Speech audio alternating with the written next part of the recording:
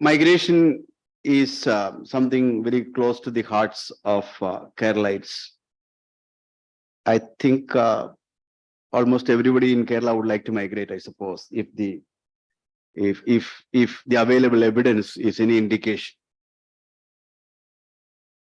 And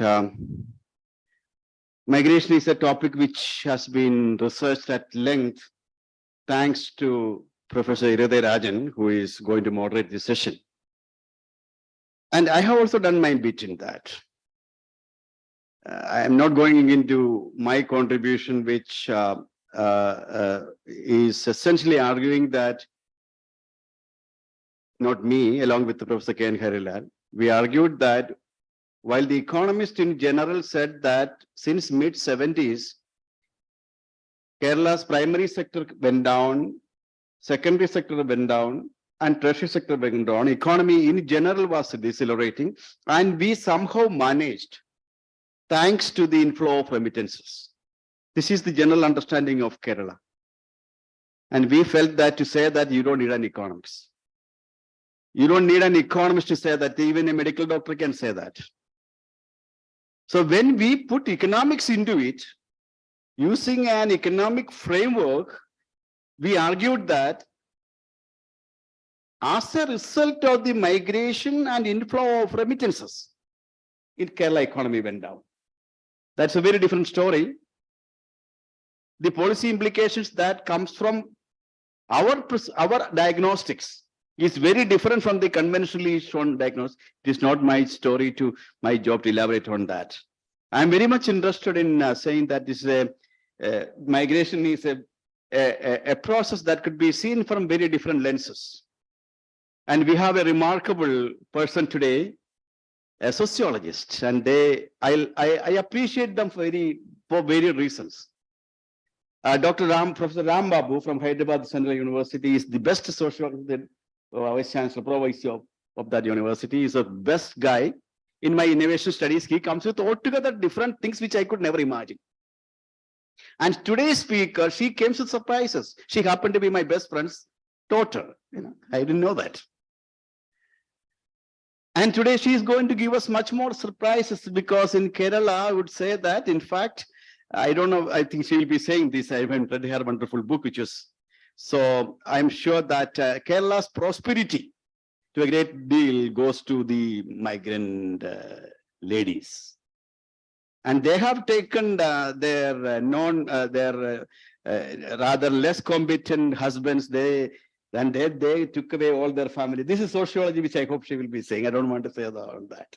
In Kerala, in fact, in my own family, there are many people, smart girls, became BSc nurses, and they married some other boys, and the whole family went over and they became very rich. That's a different story. So I think the contribution of Kerala women to Kerala development has not received the attention of economists and sociologists to the extent which it needs. That's what I feel. Anyway, I'm not going to deal up this. We have the expert, the right person to deal with it.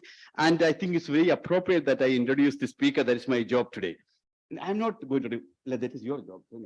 My job is I'm not going. How should you? This is the problem, because between friends always fight. That's the problem. So oh, you will do that. That's I should not get into. I should not get into your prerogative. My job is to welcome. My job is to welcome all of you, particularly the speaker of the day. I told you that she happened to be my best friend's daughter.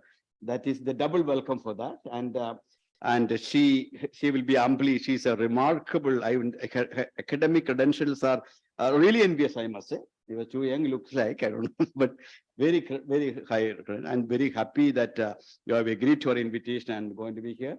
And next time when you come, you should be keeping a few more days and stay with us a little bit longer. And tomorrow you will be, before lunch, you should interact with our PhD scholars, very smart guys around.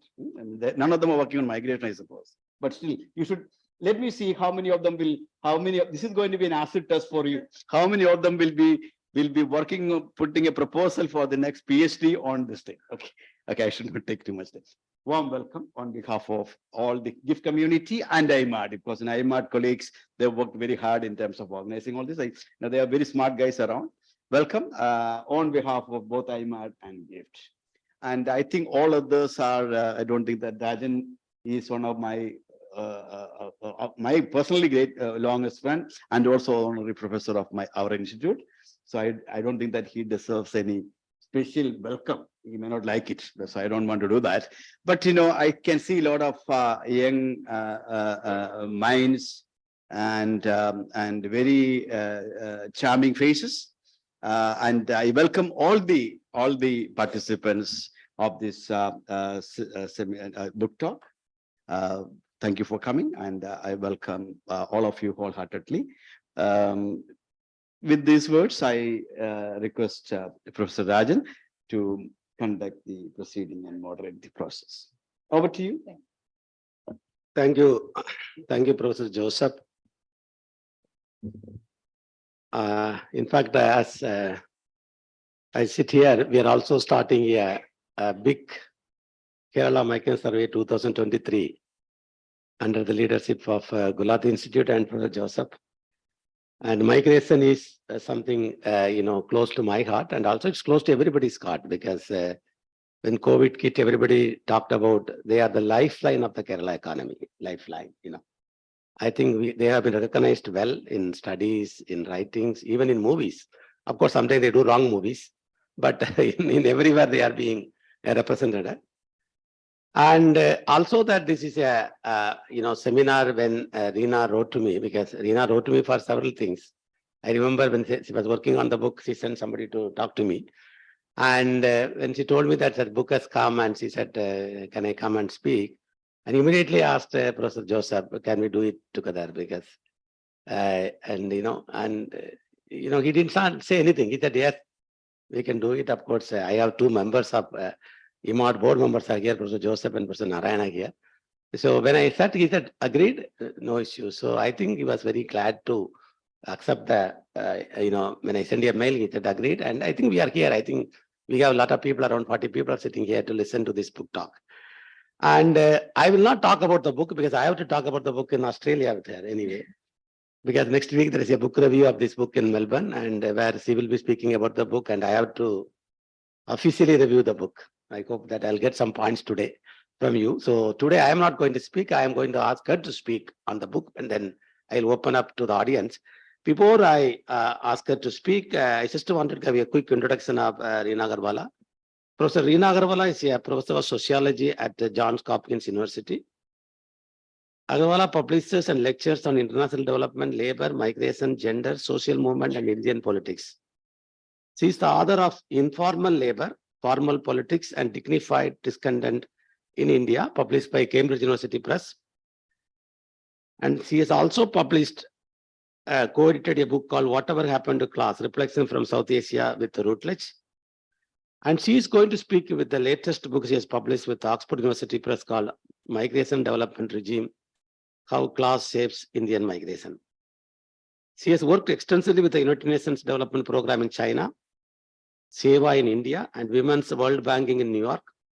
She holds BA Economics from Cornell University and Masters in Political and Economic Development from Harvard Kennedy School of Government, and PhD in Sociology and Demography, which is my subject, not sociology, from Princeton University. With a great honor, I request her to speak on the book, Reena.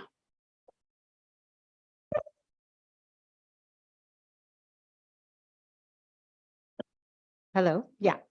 So thank you so much, Dr. Rajan, Dr. Joseph. Thank you very much for this invitation.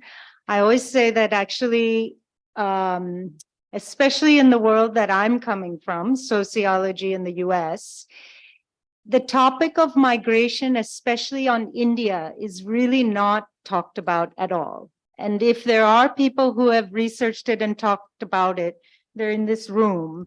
So this is a real honor for me, and I'm very humbled to be sitting here next to you to speak about my book on migration.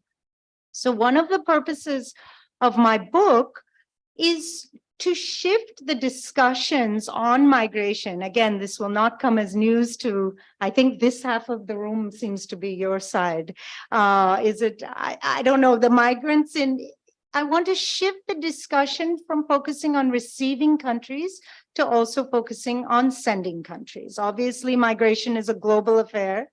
But I think if we don't look at sending countries, we forget or we omit a big part of migrants' identity.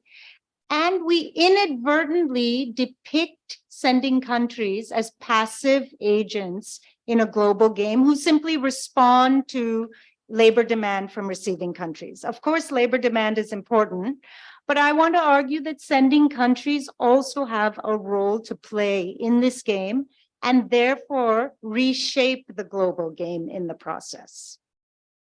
Because in reality, sending countries have had a long history of not just responding to receiving countries' labor demands, but also proactively controlling who leaves the country, who does not leave the country, how they leave the country, where they leave the country to. All of those rules and regulations have been going on for centuries and controlled by sending countries. And by country, I mean the state, the government. So in the book, I trace how and why the Indian state in particular has managed its out-migration or emigration from India to the Middle East and to the US across multiple classes from the 1800s to the present, okay? So one of the moments, I was saying over lunch, I didn't begin as a migration scholar. I began as a scholar of informal labor in India domestically. I didn't even think about those who left India. Once they left India, I thought out of sight, out of mind, I'm not focusing on them. But when I started this project, one of the moments that really stunned me, which will be of no surprise to anyone who does this research, but for me, it was a surprise.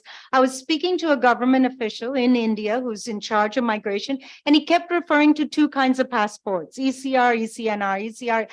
And I couldn't understand, what is he talking? How can you have two kinds of passports in a democratic country that purports to give equal citizenship to, equal rights to its citizens? How can you have two kinds of passports? And then very quickly, I learned that since the early 1900s and still today, India has enacted different laws, different regulations, and in effect, different passports for its poor, low-skill migrants versus its what I call elite high-skill migrants. And of course, there's a lot of heterogeneity in what we call elite. There's mid-skill, etc. But by law, it's basically a binary. There's a group that's considered high skill and a group that's considered low skill, and they have different laws and different regulations. And until the 1980s, the poor migrants were effectively forbidden to leave India, while elites were basically free to go. And still today, poor migrants are subjected to a battery of regulations, restrictions, fees, paperwork, where the elite migrants have none of it. Now, I didn't know this, and I had studied at that point labor in India for 20 years. Almost nobody that I had spoken to who is considered an elite migrant knew of this. So that to me meant all this distinction and differentiation has been happening without any public discussion or debate or knowledge. Basically, when it comes to the right to mobility, the Indian state has been allowed to differentiate the population of its own citizens. So that got me thinking, why would the Indian government go through this trouble? It's not cost effective, it's very difficult, it's inefficient. And in this era of free markets, it's also counterintuitive. One would have thought, and I get this question all the time, why would you keep the poor migrants? Normally, we would think we would want to export the poor migrants and keep the skilled labor. Why would the Indian government have done it the other way around? And I basically wanted to study this question. And I first turned, I just want to put my PowerPoint. Sharing. Share screen. Yeah.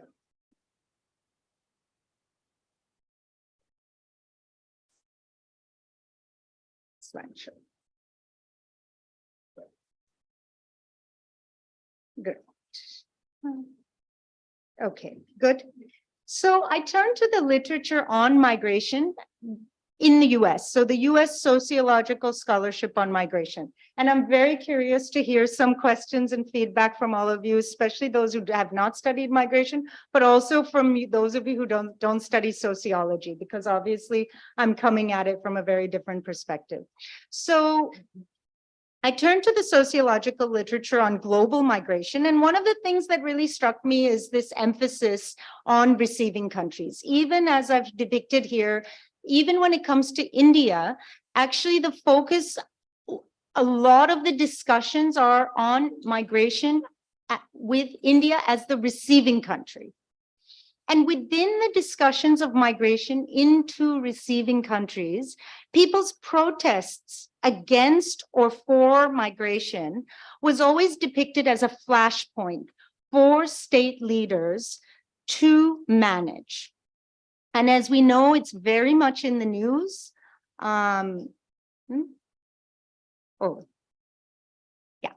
The Atlantic calls it the biggest wedge in American politics. The Guardian calls it the greatest challenge European leaders face. This is obviously something that receiving country leaders have to control, have to manage, have to contend with. And all this has bred what James Hollifield has famously called the migration state. And this is a state that has the sole right to manage migrants. The state has an uncontested right to control and manage its migrants in receiving countries. And that made me wonder then, do sending countries also have an uncontested right to manage their migrants or their out migrants? Do they also have a migration state? Second, in receiving countries, these tensions around migration are always highlighted in terms of the racial or ethnic or community-based tensions that it creates. And as you can see in these pictures, there's a lot of protests and a lot of them stem around ethnic and racial differences. But the class dynamic of migration is almost never mentioned. And that, again, was surprising to me, particularly because migration today is more class diverse than ever in history. Second, the resistance or the racism against migration is often quells around low-skilled migrants, especially in the global north, leaving the elite migrants often unscathed, sometimes even celebrated. Third, although international norms prohibit us from legally preventing or discriminating incoming migrants by race, we know we do it all the time by saying certain countries can't come, but we have a certain moral code that you can't say this color people cannot come into our country. But when it comes to class, almost every receiving country in the world overtly and legally discriminates migrants based on class. That is never contested. It's in the law. It's overt sometimes it's subtle, but it's absolutely allowed. We are allowed to discriminate incoming migrants based on class, and we use the word skill as our euphemism for class, right? So this made me wonder, how are sending countries then handling the multiple classes of their out migrants? We tend to study poor migrants or elite migrants, but we don't study them as one umbrella group of migrants. And that's what I wanted to look at. So I then turned to the literature on emigration from sending countries. It's a smaller literature, at least in the US sociology context, but it is definitely emerging and is definitely present. And much of it looks at emigration's impact on the development of that sending country. Again, the state of that sending country, the government of the sending country is virtually absent from those discussions, but it's more on what impact does outmigration have on sending country development. And here you can sort of very roughly categorize the findings in two groups. One is that emigration is a development panacea. It's a wonderful thing for development. You must do more of it. Or it's, and this comes mainly from the critical literature from sociology, it's an absolute disaster. It creates all sorts of problems, don't get involved in this game, etc. But for good or for bad, emigration is generally depicted as class neutral. The class element of that conclusion is rarely outlined. And often it's depicted as something new, some sort of result of neoliberalism. We're opening up our markets, and therefore we're opening up our markets to people also. And so migration is becoming bigger and bigger, and it's some sort of result of neoliberalism. Yet we know, of course, that migration existed long before neoliberalism. And moreover, we have a long history, as I already mentioned in the case of India, of different policies for different classes of migrants. So it's absolutely not class neutral, right? As I already mentioned, India is a case in point. But even more striking to me is that although in the case of receiving countries, migration is always in the news, there's always protests, it's a flashpoint that leaders have to manage. In the case of sending countries, especially in the case of India, it's rarely a flashpoint for leaders. It's not really a topic in domestic elections. It's not, except for when we're talking about receiving migrants. But when we're talking about sending migrants, this is not a point of protest or debate during domestic elections, for example. So this all made me wonder, what are the class politics of migration in India? Again, why and how has India differentially controlled its own migrant citizens by class? And how have those different classes of migrants reacted to those state policies over time? And across time, how does the relationship between the state and migrants in India change over time? And can that relationship somehow reshape global capitalism? Okay, so that was my question that I set out to look at. And I decided India is a perfect case and point. And again, oddly enough, one that is not looked at enough in the US context. There's a lot of migration literature in the US on sociology on Mexico, Philippines, and a little bit on Morocco, right? But India is quite absent. Yet it's the largest migrant exporter of the world. It's the largest remittance receiving country, as we know, but it's also the most class diverse migration stream in the world, right? But the class diversity of Indian migration, to me, was puzzling. When we talk about the poor migrants, we know very well here in Kerala, the massive financial remittances that the poorest migrants are sending home. These are people in decrepit working conditions, low wages, and yet they're submitting or resending a huge percentage of our massive financial remittances, yet the state provides almost no recognition, celebration, welfare for them. And some people say, well, are you really surprised by that? You know, since when will the Indian state celebrate some poor laborer? But it is surprising because in this moment where migration, as I said earlier, is being promoted as a panacea, a lot of sending governments are starting to heroicize their migrants because it is a form of financial remittances. And Philippines is doing it, Mexico is doing it, China even did it, but India is not.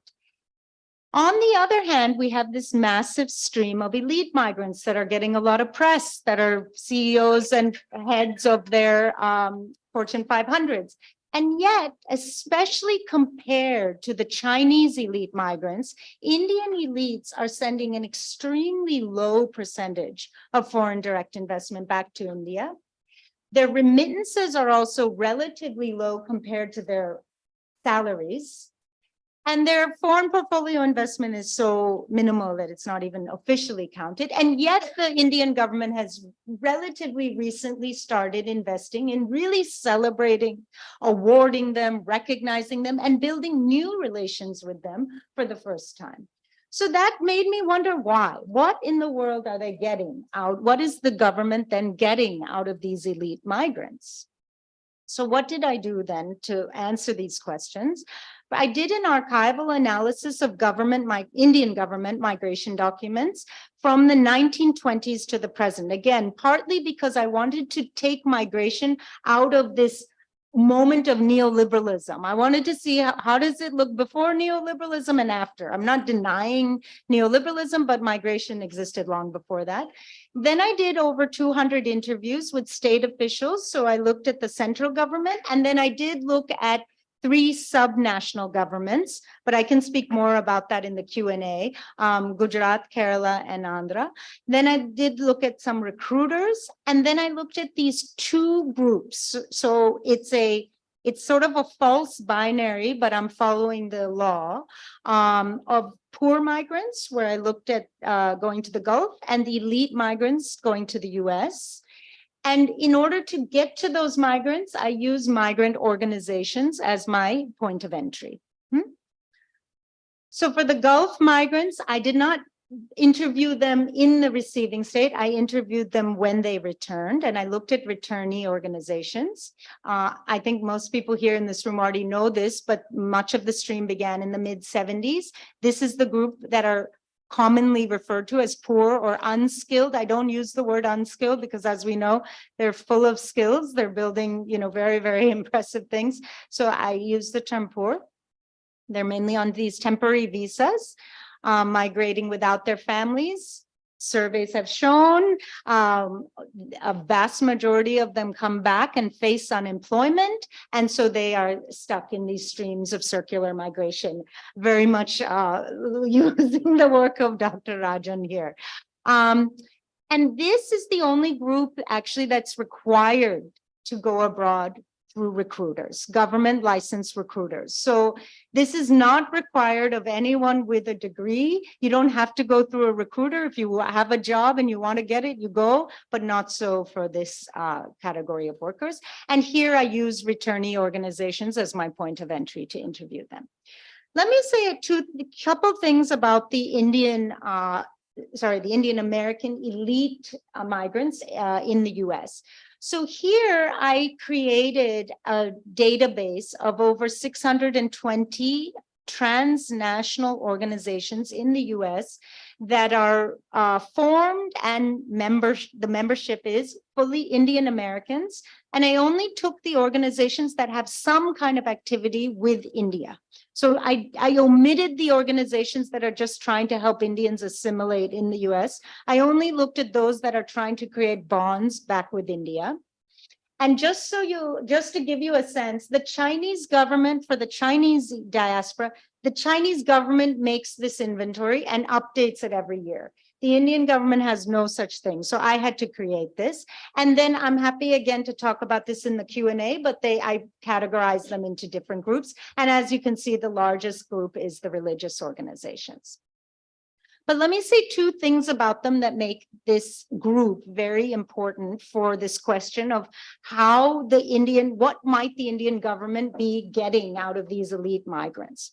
One characteristic about them that's important is that they're relatively new, those in the US.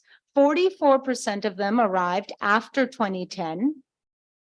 And compared to other ethnic groups in the US, they're much less naturalized, meaning there are fewer of them that have become US citizens. And that's because, as we know, 74% of H-1B visas, which is the temporary visa in the US, only for the high-skilled workers, are taken by Indians. And 21% of students, as we were just discussing, Rohit, with of international students are Indian. So these are people that are not only new, but have quite a strong tie still with India.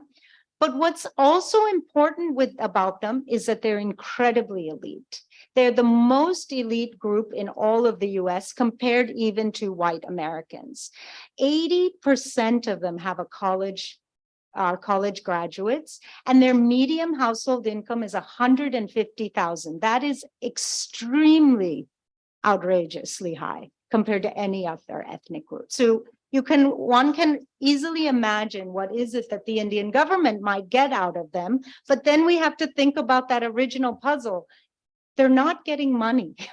So what is it that the Indian government gets out of this elite and quite connected group of diaspora members. Okay, let me now turn to the analytical framework of my book.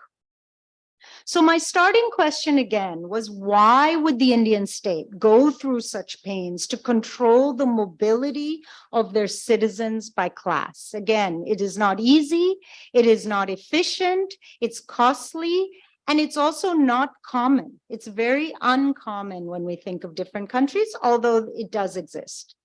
And a key argument I make in the book is that we need to reframe our examination of emigration practices and policies as a regime.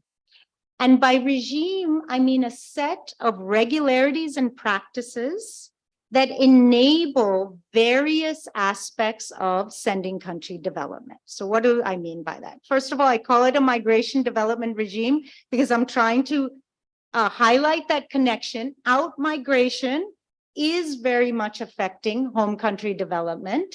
Even though I myself am a development scholar, I'm a scholar of labor, I didn't look at out migration. We were just discussing economic surveys, don't want to look at migration surveys. I was just invited to do a chapter. There's 36 chapters in this Cambridge Companion of all the literature on India. They will not include a chapter on migration. For some reason, when it comes to Indian development, we don't include migration. So that's the first thing I'm doing. But then what do I mean by regime is this messy set of regularities and practices that affect development through migration. And a key actor in this regime is the sending country state, that migration state of the sending country. And my argument is that the sending countries, including India's, even though the Indian government never depicts itself in that way, my argument is that the Indian government is using emigration as a proactive vector to shape domestic economy, to secure its own political legitimacy within India and globally, and to attain consent for a development ideology. And by ideology, I mean all the habits, the norms, the institutions that we have. So in sociology, we often say education is a vector through which to get consent for an ideology. How is it that you sit here so obediently and just listen to me go on and on and on? And then you've kind of, I call it in the US, you drink the Kool-Aid and then you get onto that wheel and you want to do those exams and then you want to apply for these jobs and then you want to work harder and harder. How is it that you agreed to do all that? It's because we've trained you in school. School is a type of training ground to get consent for a type of ideology. We also say media is a very important vector through which we get consent. We're conceding to the fact that we absolutely must have this technology or these clothes or these shoes. We're getting consent for what we must and should do. I want to argue that migration is also, these migrants are a very useful vector through which to get consent for new development ideologies. Okay. So the advantage of this framework of calling it a regime is that it highlights the multiple pressures that a sending state faces. Of course, the sending state is facing different pressures from different subnational governments. The Kerala government is putting one set of pressures on Delhi, and the Gujarat state government is putting a different set of pressures on Delhi. And so the sending state still is the most important actor because it's the one that has the sole right to control the national borders, who comes in and who comes out. We have a migration state.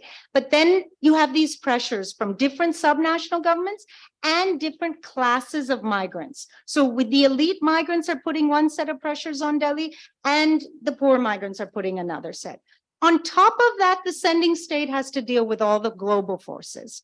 You're getting all the pressures of employer demand from receiving countries, the different immigration policies of receiving countries, and of course, those ideologies that are often empowered by the Northern. institutions.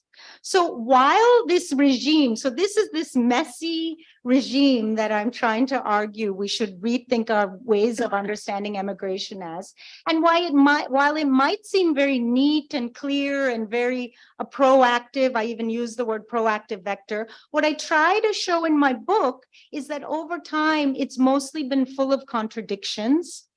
And thus, the state, this migration state, needs to be conceived as a site of struggle. It's constantly being pressured from below, from above, and then the MDR, the regime shifts.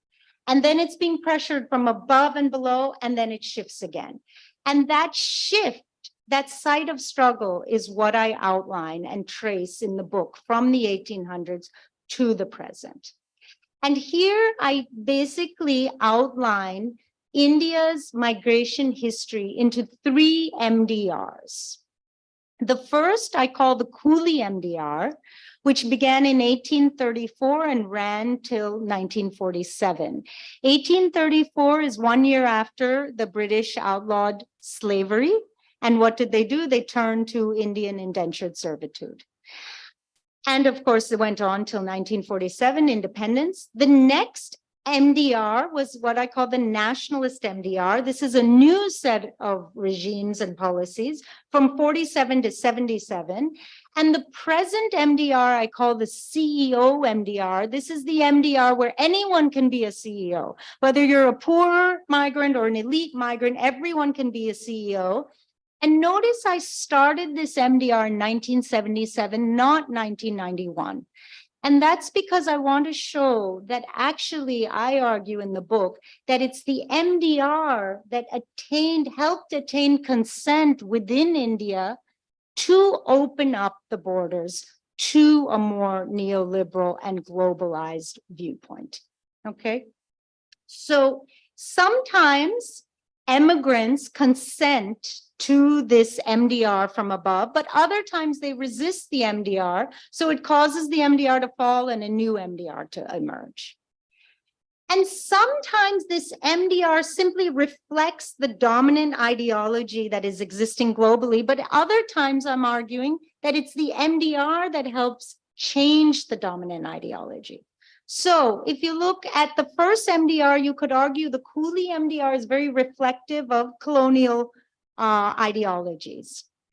But the nationalist MDR, I argue, which actually controlled the borders and prevented people from moving across borders, I'm arguing in the book, attained consent for a Fabian socialist development ideology that closed borders to goods and services. Similarly, the CEO MDR, which began before liberalization, started liberalizing its borders to people, which helped attain consent for opening borders to goods, services, and finance. Okay. So in other words, it's the movement of people across borders that often serves as a taste test for sending countries who want to control the movement of goods and services across their borders. Okay? Okay, so across these 3 MDRs, there's been certain things that have stayed the same. There's been certain things that I argue have been continuous. First of all, they've always served as a vector through which to spread knowledge, ideologies, and practices. And across time, across these MDRs, the MDR has accentuated and legitimized class inequalities within India. Okay, so migration has always been used since the 1800s in India to bifurcate the population by class.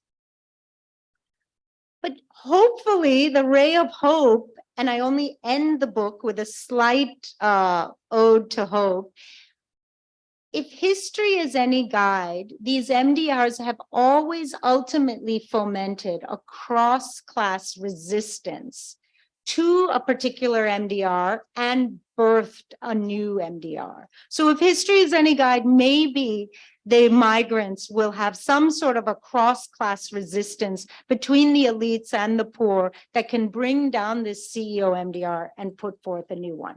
And I'll get into that in just a moment. But let me just say a couple quick things about what is different then across these MDRs. So the Coolie MDR, as I mentioned, was the first MDR that exported poor and elite labor as racialized coolies for the empire. And this was when India built its migration state. It was here that we formed the first class-based migration laws and the institutions that are still present today. We even have the same titles, same offices with some changes, right? But eventually there was a cross-class resistance that was putting forth anti-racial, anti-imperial movements that brought this MDR down. And that birthed the next MDR, the nationalist MDR, where here for the first time we forbid poor emigration. We allowed elite emigration to take place. And this was all done to protect the government's domestic image as a protector of vulnerable labor and a creator of skilled labor. So I have all these quotes from the government parliamentary debates around this that said, you know, we have so much skilled labor that we have enough to spare. So we're going to allow the labor to go, but we will never again be a coolie nation. We will be a non-coolie nation. So we will not send our poor workers abroad. So this was the global image of being a non-coolie nation with surplus skilled labor to spare.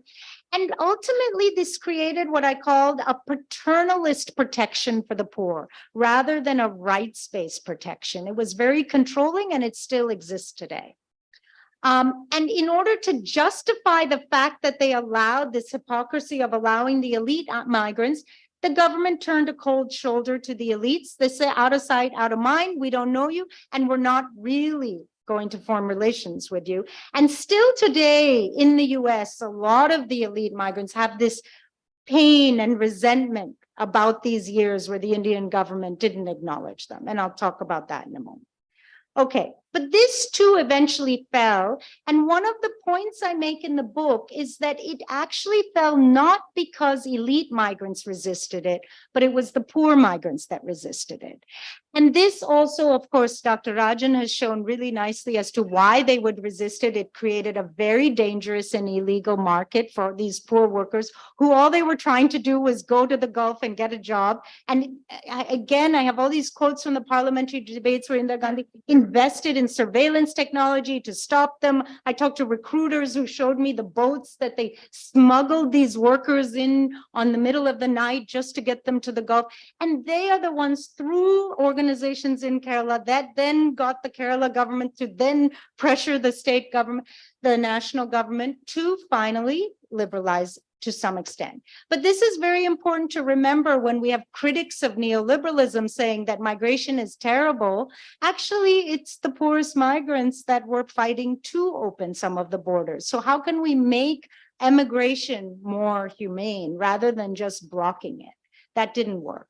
Okay, let me just say now two things about then what makes the CEO MDR, the current MDR, unique? How is it different from our previous MDRs?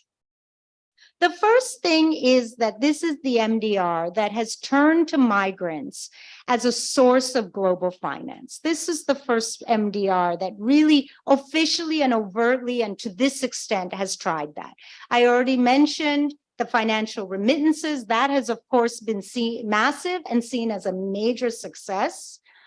But during this period, the Indian government also tried to tap other sources of migrants' finances using a tax category that is called the NRI, which is not new. It was formed much earlier, but I talked to a lot of American Indians who said we used to call it the non-required Indian package. That's because it existed, but it was not really used. This was a tax category now that was revived under the CEO MDR to create all sorts of packages that gave elite Indians an extra deal that local Indians didn't get and foreigners didn't get. Only this elite Indian diaspora would receive this above market returns on savings rates, as savings packages and investment packages. And so we call this ethnic direct investment rather than foreign direct investment. And again, there's lots of quotes from the parliamentary that said, you don't have to be worried about these US dollars. You don't have to be skeptical because they're coming from our own brothers. And by the way, it's usually brothers to your gender point. It's very male dominated, this whole situation. Almost every single one of the 624 organizations in the US are run by men, and the membership is mainly male. So it's a very and of course, in the case of the poor migrants, it's largely men. Okay. They have special NRI savings packages, NRI bonds.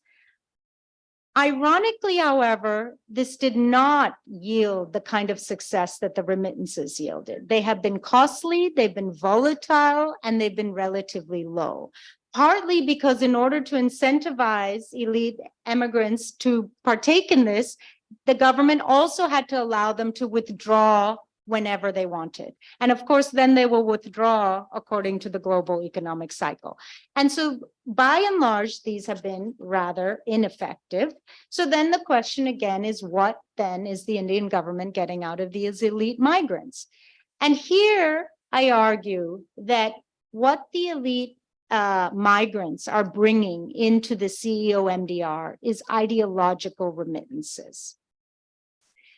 These are basically ideas, norms, habits, and institutions that promote within India ideals of privatization, voluntarism, self-sufficiency, and entrepreneurship. Indian Americans have helped elites in India embrace and practice rather than critique new development ideals such as these. And in order to attract these ideological remittances under the CEO MDR, Indian Americans have formed partnerships with Indian business elites and Indian government officials. And I call this the Elite Pact in the book. And in doing so, these elite American Indians have helped reshape Indian businesses, reshape Indian voluntary sector, reshape Indian real estate, and reshape Indian policy. And I trace each of those in the book. And in return, the Indian state has given these elite Indians recognition. They are no longer non-required. In fact, they are seen as some form of a hero. It does create some tensions. It's not too open. And that's what I get to in the final chapter. But there's awards, there's celebration, there's government offices, etc. Seats at the table, committee membership, etc. In fact, these Indian Americans are framed often as the ideal Indian, an elite global Indian who is successful, hardworking, private sector oriented, professionals, and importantly, entrepreneurs, who domestic Indians should emulate. This is very different from the previous MDRs. Unlike in earlier MDRs, therefore, the CEO MDR empowers Indian Americans to help shape India's future and valorize their own status within the US, where they're facing quite a bit of racism. So this brings me, I should say, before I just conclude, I should say what I also point out in the book is what then does this mean for the poor migrants? What I found really striking compared to my earlier work. So my earlier work was on informal workers organizations within India. I look at many, many sectors, but one of them is construction. So I'm looking at Indian construction laborers in India, and I trace their movements where they're really focusing on getting welfare from the state and protesting on the state. As workers, they're identifying as workers, they're fighting for class rights, etc. When I looked at the migrant organizations, who, by the way, are also construction workers, they really don't identify as workers. They say they don't want to be seen as workers, they're migrants. So in many ways, they have consented to the ideology. They, in fact, aspire to be much more like the elite migrants, and they're going for entrepreneurship and self-sufficiency. That's much more their pathway to success than the informal workers within India. So migration has created a tool of consent that has trickled down from the elites to the poor migrants in this organized form. So one question I end my book with then,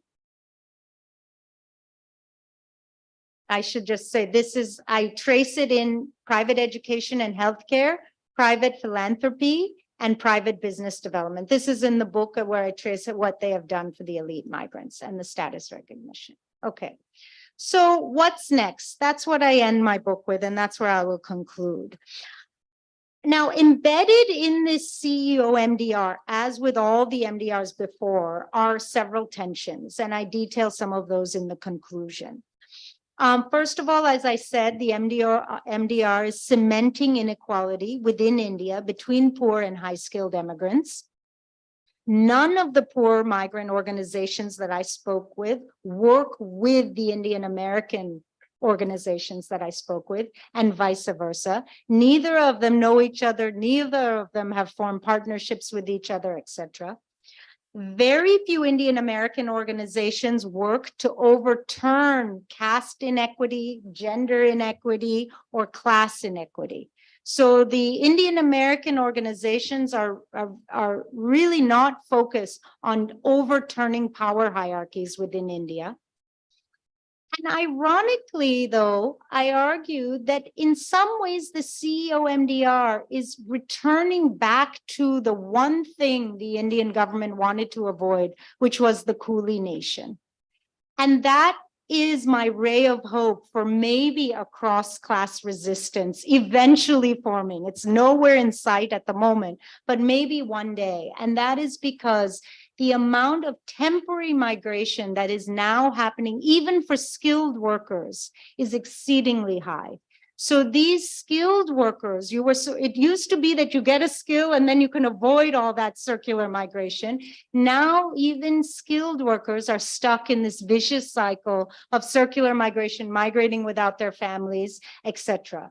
And so there is this notion of deep, deep insecurity across the classes, across the skills. And perhaps that could be one ray of hope. So if history is any guide to the future, we may see some resistance by immigrants to this current MDR. And of course, not everyone can be a CEO, so it's not really panning out. And if elite immigrants can use their status and their stature and join forces with poor immigrants to fight for greater rights, not paternalist protection, but a rights-based protection for all migrants, we may push India into a new MDR that I hope we can call a humane MDR. Thank you. Thank you so much, Rina. Before I open up to the floor for questions, comments, I just wanted to make one or two points. I think one is that about this non-resident Indians. I think I have made it to many meetings. It is not required Indians in many of our writing also. When they leave, we don't talk about them. And that is also partly because we have very less evidence on migration. If you look at the Ministry of External Affairs website prior to the Russian war, they put only 4,000 Indians are in Ukraine. After that, when the war is slowly getting on, there is a distress calls by Indian students. And the External Affairs Minister went to Parliament. He said very proudly, we brought 22,000 students. I asked them, where were they? You were said only 4,000. And they have not even updated the website. After I met them in Delhi, I told them they updated it. So that database, I think that is something very, very important we had during the COVID-19. How many people will come back? Kerala could prepare with the 2.5 lakh beds to, get people be quarantined. I think the database itself missing itself an indicative of not interested in migration and especially international migration. I think that we have to articulate that. The second point is this two passports. In fact, I was looking at the history of this ECR and ECNR passport. You know that we have done some extensive work on the recruitment studies. I remember when I was going to the POE offices in many places, they had only 9 offices those period. And this immigration clearance required passport means, for me, it is exploitation compulsorily recommended passport. By looking at it, even in the customs, when they come, they will chase them, the custom officer, to get something, the going and coming. I think, and then this is also a big corruption in the ECR, ECNR passports. So I think that is something, POE was arrested and, one of the POE committed suicide. Those issues are very, very important. I think we are not bothered to mandle them, that particular POE. I think it's very important. The last point I want to make it, we are not interested in migration. I think that is partly true, but we are interested in diaspora. I think that is reflected in, for example, the NDA government after came to power by Narendra Modi visiting US, Canada, Australia, compared to this visit to Gulf countries. I think there is a diaspora politics there. Basically, diaspora is funding the election in this country. I'm not sure you have got any data on that. Diaspora funding, both BJP, Congress, all political parties, where the money is coming from, I think it is diaspora. That's why they are more interested in diaspora, not the migrants. And that is reflected when India was talking about the new immigration bill. When the new immigration bill was prepared, it's a document which was shared to us. I went to Delhi to discuss. Not even a single word called student migrant. I told them these students are future diaspora. See, that we are not talking about that. And return migrants, they are not diasporas, because if you go to US, you are not going to come back.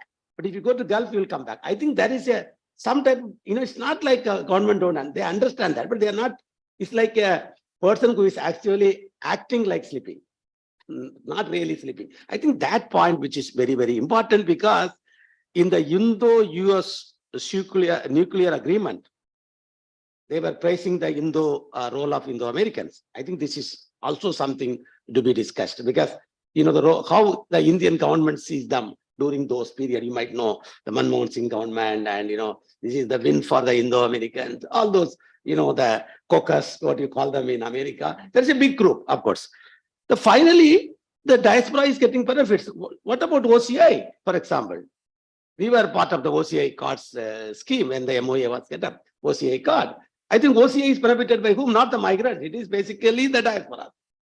I think there is you have to consider this politics in diaspora. I think you have to bring in politics along with your sociology. If you can bring in politics, it's very important, the politics of migration. I think there is, which that we have done some work on that. Politics of migration, I think that is being discussed, but not the poor, low-skilled migrant. We don't want to reform them. We are reforming the diaspora, Pravasi Bharati Divas, and then the NRI best citizens. Those, I think they are there, but NRI who are successful are there. Like we have in India, Kerala, for example, Yusuf Ali, Ravi Pillai. They are all migrants, of course, but they are in a different categories of migrants, but not the poor migrants. How many Malayalis died during COVID-19 in the Gulf? We are not, I think there is some type of a divisive politics, and we encourage diaspora politics, not the migration politics. I'll stop here. You don't need to answer anything right now, because you have to answer, not here. Can I just say one thing? Yeah, please. So that's exactly my point. So this is exactly what I'm trying to show. And you put it well just now when you said the government is acting like it's sleeping, but it's not. And often the Indian government will say, oh, no, we don't get involved in immigration. That's free. If you want to go, you go. If you want to give money, you go. There's nothing deliberate about it. But it's very political, it's very deliberate, and even the government officials openly said to me, I have the quotes, it's on the record, they weren't even ashamed. They said, when we talk about the diaspora, we mean the US. We don't even forget even UK. the UK and all that. forget the Gulf, definitely forget the Gulf. And that's the thing, even all these awards that were given, it took a movement to even say first award is technological innovation, medical innovation.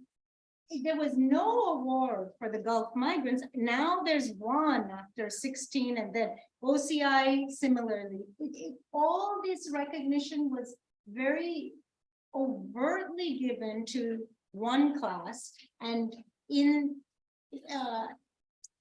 by hiding another class, while still getting all the benefits from that other class through the remittances and the jobs. Yeah. But on the evidence, I had a slide that I wasn't able to include, but I just want to say of the poor migrant organizations, one of the things, first of all, they have organized, as we know in Kerala, and most of all, of course, they organize as not as labor, like I said, not as workers, but as economic heroes.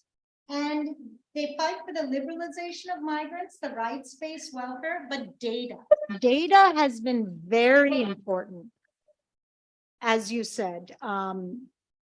As you also just said, that whatever, we don't have enough data, but whatever data we do have is thanks to this movement from below, that we have had some data, but we are very far behind other countries. And that makes the politics easier for the state. Recognition and then a financial return on their foreign exchange. So there are these very specific demands they have, and data has been one. Yeah, we will up for the, because I see a lot of young people are here.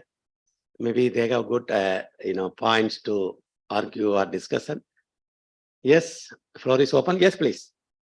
Can you introduce yourself so that we know? Yeah. Good afternoon, ma'am. Good afternoon, sir. My name is Raj Krishna, and I work as an RA under Joseph, sir. So before coming to the question, I would like to read a statement which was given in India today. So it states that if Kerala's next generation continues to migrate to other countries by mortgaging their properties and getting loans, Kerala will become a land of old-aged people. The brain drain of a talented generation will cause many social impacts. So I have three questions, related to the statement. So the first question is that, ma'am, sir, what's your opinion on the shift? Like, is it the government's failure or not?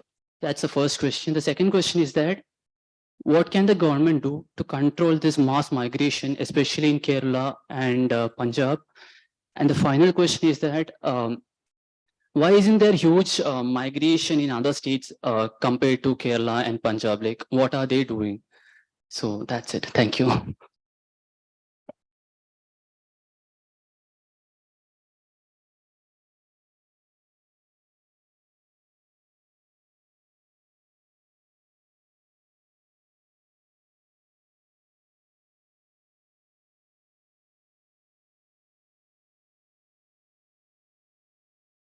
Yeah.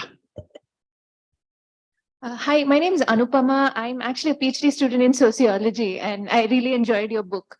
But what I thought was really interesting about this was something that hadn't struck me then was the sort of geographical segmentation of these different classes of people. So I don't hear us talking about elite migrants to the Gulf or construction workers in the United States.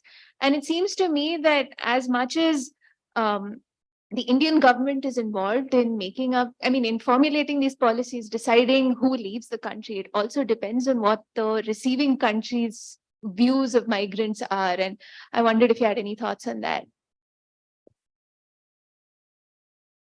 From any other people?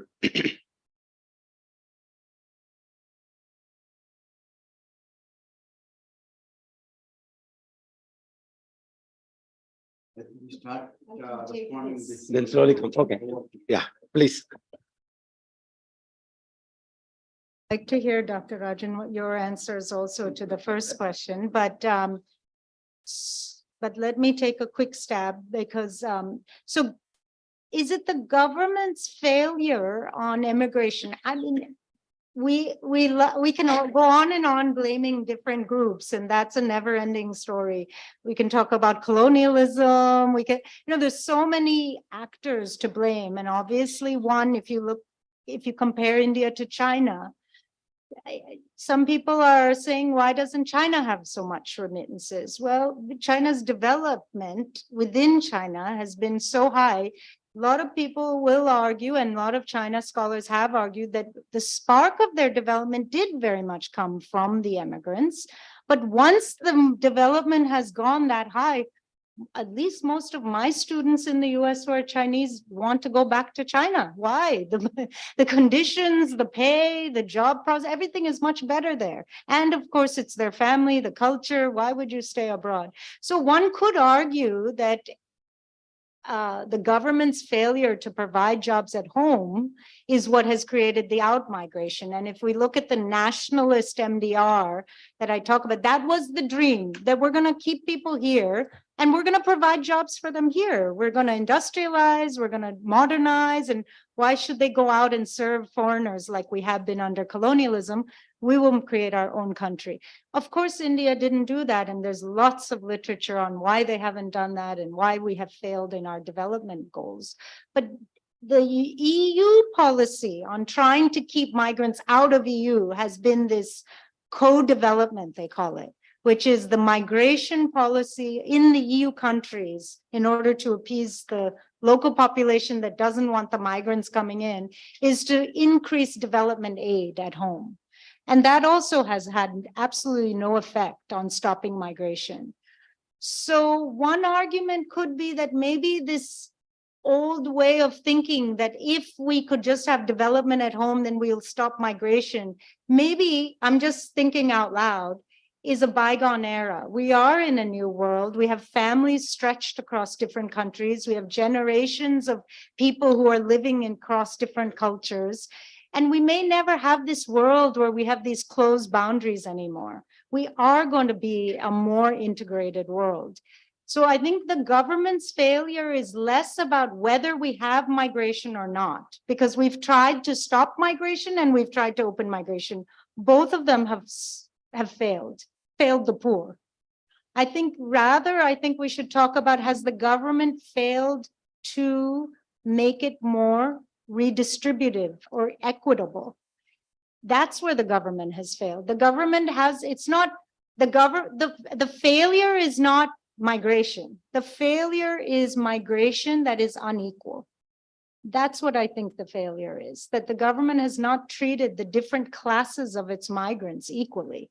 And so migrants go abroad, they give back to India, but for themselves, their own impact or their own benefits from it are totally unequal. And the government has not helped on that front.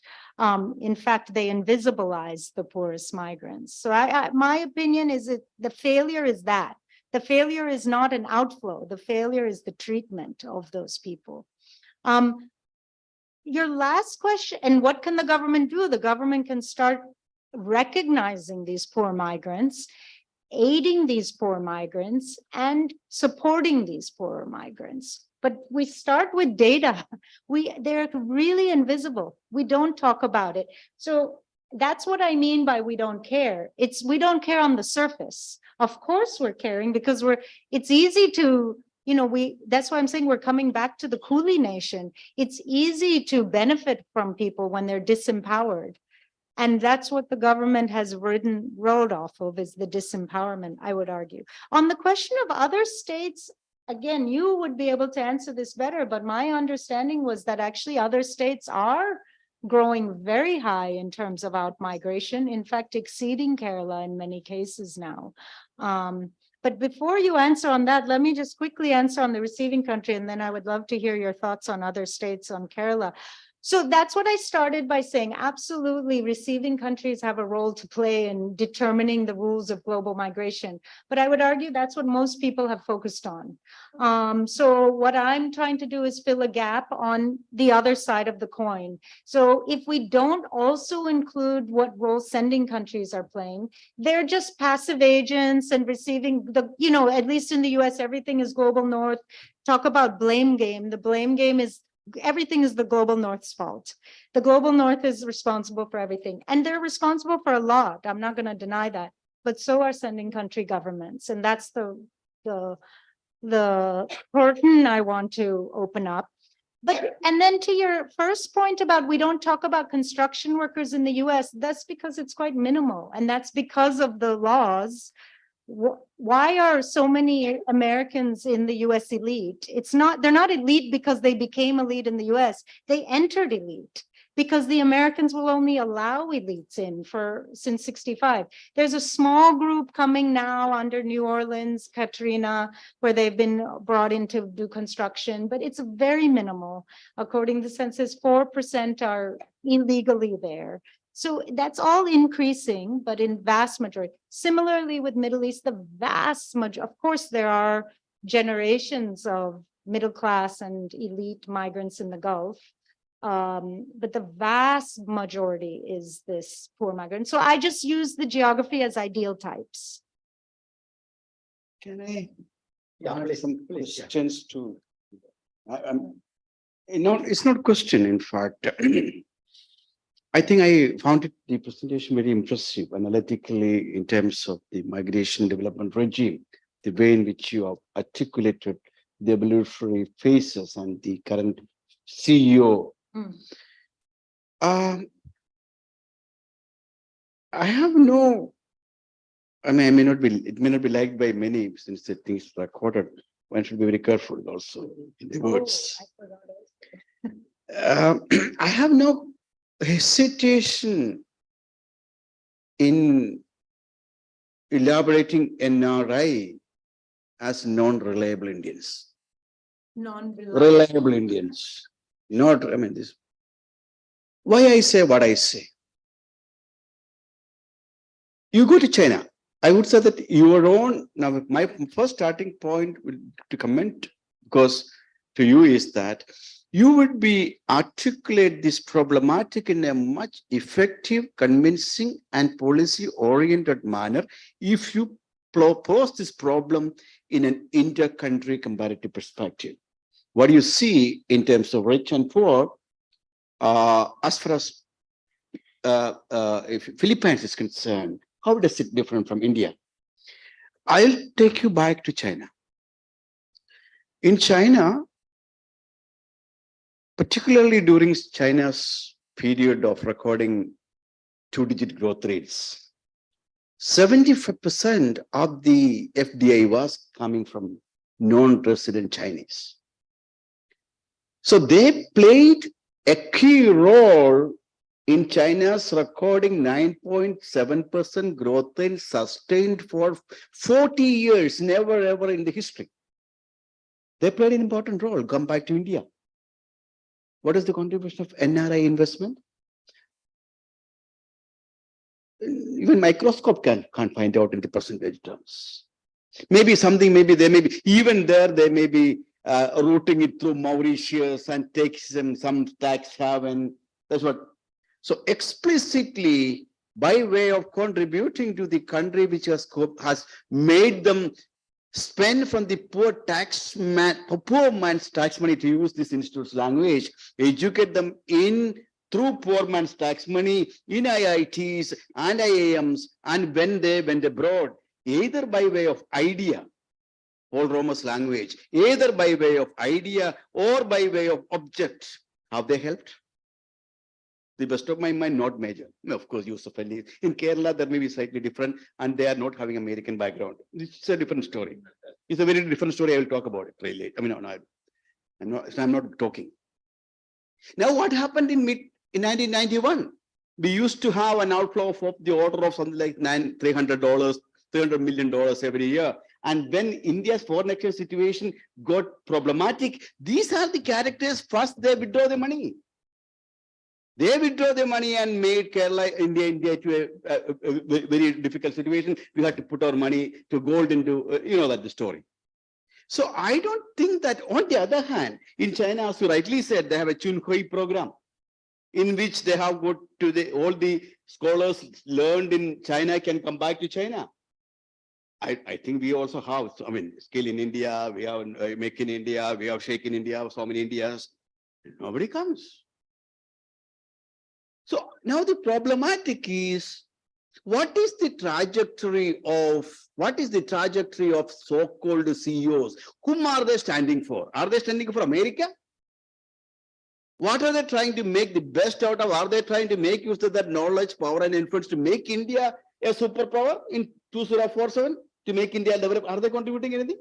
Because our dream is aiming to make India a developed country by 2047. What is the contribution of NRIs? All our PMs are going, you know, and all are going to America. What are they bringing back? So I would like, I'm a bit surprised because to the best of my mind, I mean, there is, I mean, I maybe, please take with all what I said with a spoon of salt, maybe a glass of salt. Don't worry. But you know, but I would say that our understanding, and as rightly said, Rajan said, the empirical, other evidence, the knowledge, the information base for all this is so minimal to make any inference. And it's actually, that is where your study becomes very important. I think first of its kind, in fact, I mean, I appreciate for that. But then there's a big black box on which we don't know much, in fact. And we should be knowing more. I mean, I appreciate, I mean, I have no question, but you know, you are provoked a lot, I must. I think that you are, that's very nice that way. That's what I want to say.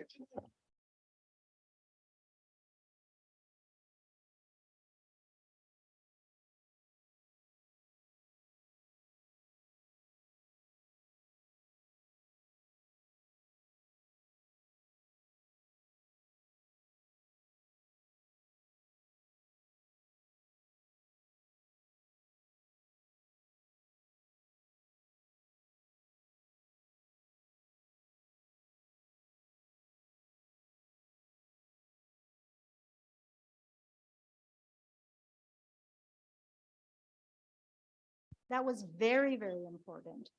But so that became a role model for India and for many other countries. And for whatever reason, the Indian NRIs have not delivered on the financial side.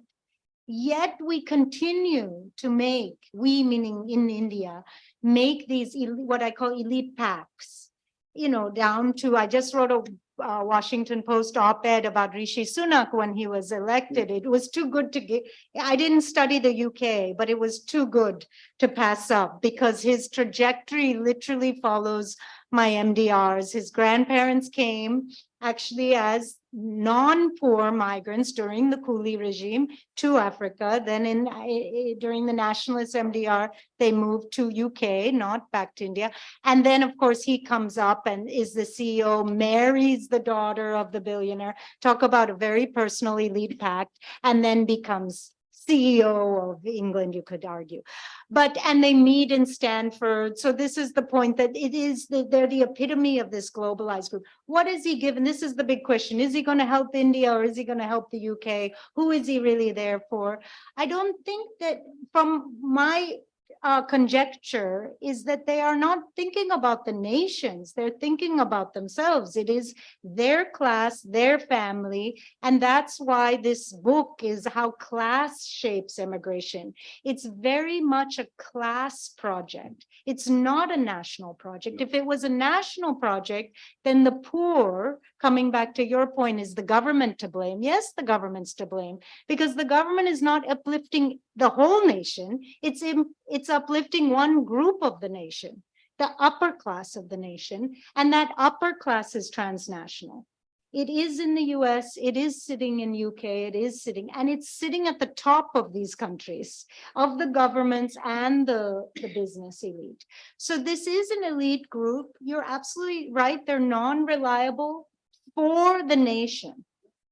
And they will pull out because they are not going to lose or sacrifice for the nation.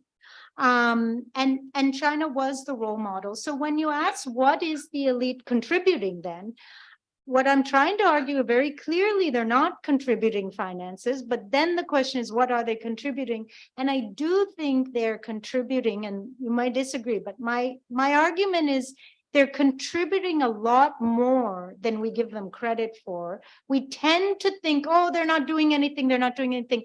But what I want to argue, what they are doing is they're contributing a lot to our ideological consent, which is a political project. So it is very much about politics.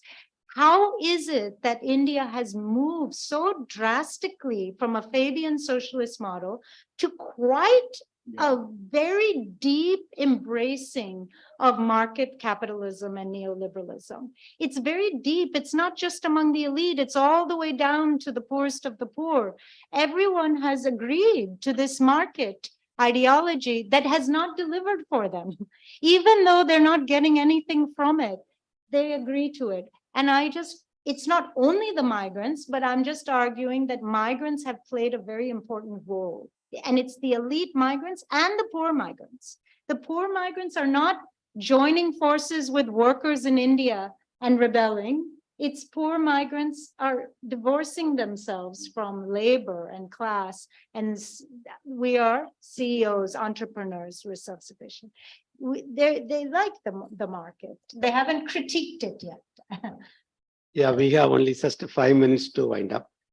And I'll give my final remarks. Before that, any other questions? Yes, please. Is this working? Yeah. Hi, I'm Jyotsna. What is wrong with the mic?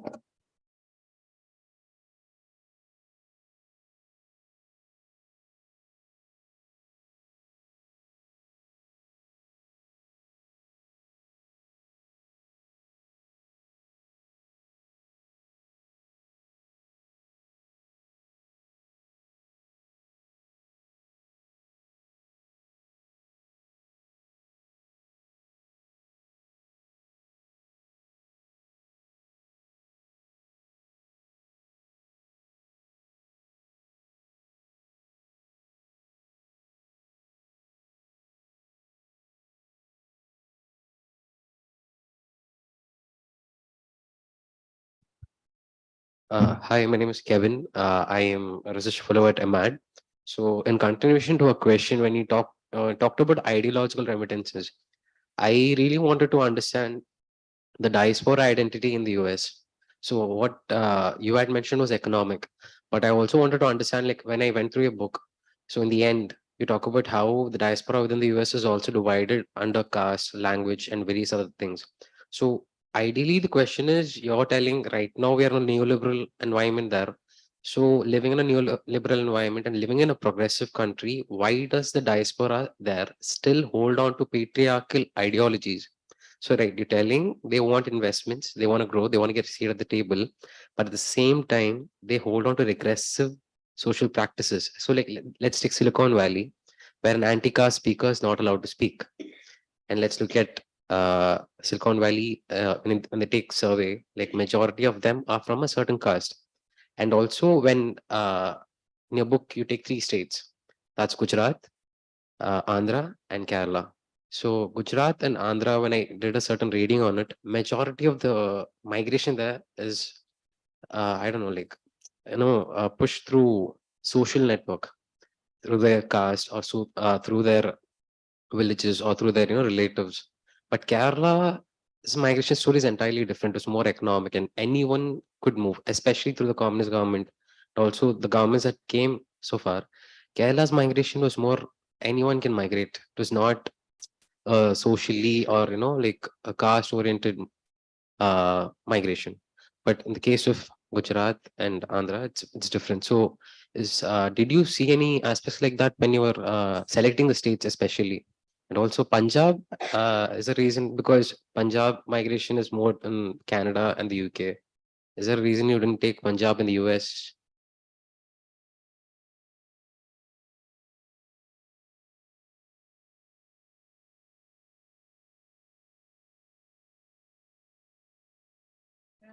I think about the migration development regime. Okay, migration development regime.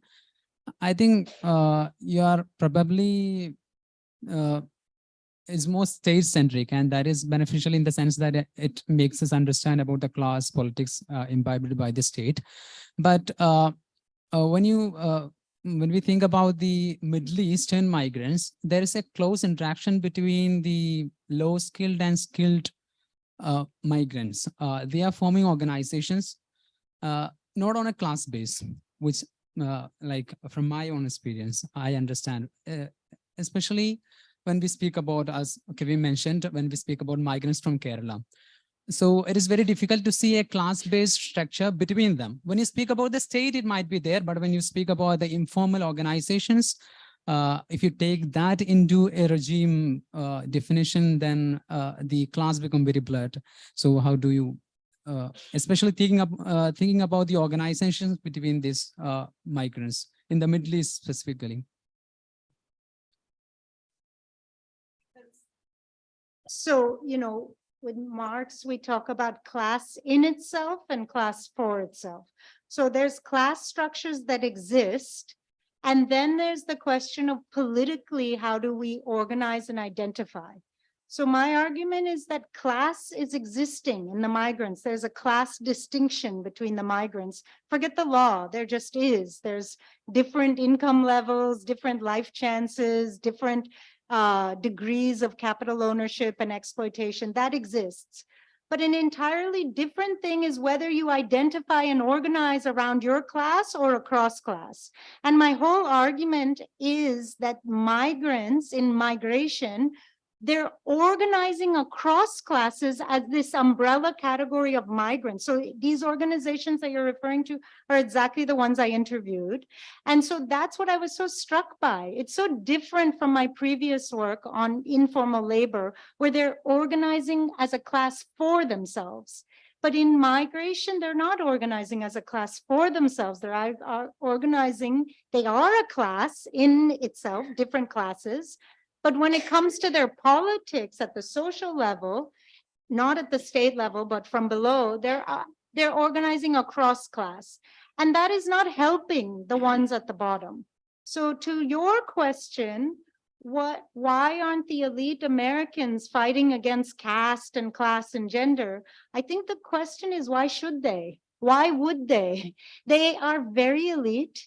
They have benefited from their elite status, and because they're non-reliable for the nation, but not just them, all of us look out for ourselves. I mean, which country hasn't, unless we have a revolution and we have a political movement that has some kind of ideology where we prioritize equality. Otherwise, the entire system is based on retaining your status. And so migration has enabled the elite Americans to retain their status. Definitely, they're not going to somehow now start fighting against their own status. If they fight for caste and gender and class, they have to give up something, right? Why would they do that? They have no reason to do that. But there are Indian Americans who are more progressive. Interestingly, none of them have formed Indian American transnational organizations. They're very involved in organizations that work on minorities in the US, but very few of them work on India. And that is where I end the book, where I'm saying if their progressive attitudes, more sort of redistributive progressive ideals can be brought into the transnational sphere, then maybe we have some hope. But right now, the transnational class politics is very, very classist. It's not progressive. And I say it's to the right. Devesh Kapoor has written a lot that, in the US context, it's very left supporting, as in Democrat, not extreme left, but center left. But as we know, the elite Americans are very right supporting in the Indian case. So the same ones that support the left party supports the right party in India. Why is that? So at the transnational sphere, it's not a progressive politics. There is a group that could be progressive, but they're not working transnationally. They're working on the US issues. So to your question about how do ideological remittances materialize, I have to say, read my book, because that's the whole book. I mean, that's where I've gone into the organizations in detail, specifically what are the things they're doing. So just one small example is I talk about a group, several organizations that worked with organizations in India to then work with the Indian government to redo some of their tax codes, which you will know better, but to make it a little bit more modeled after the American model of philanthropy. That didn't exist in India before. But if you have a tax system that gives tax benefits for charitable giving, Underlying that is an assumption that you have someone so rich that they have enough to give money instead of a So Scandinavia doesn't have much charitable giving. Why? Because you have a redistributive tax system where no one's allowed to become that wealthy, that you have to rely on that wealthy person's goodwill, that maybe they'll give some money away, maybe they won't. And if they decide to give money, they get a tax benefit. That's a totally different tax system for volunteerism and philanthropy than existed in India before. And that was very much emulating the US. And the migrants become a vector through which learn. Nuclear deal was another one that I also talk about, and that's been written about a lot. So there's knowledge transfer with business. Education, I talked to many of IIT even is talking about creating fundraising units within a government unit. You know, that was not the system before. And so there's lots of examples for how we're shifting how the distribution of public finance.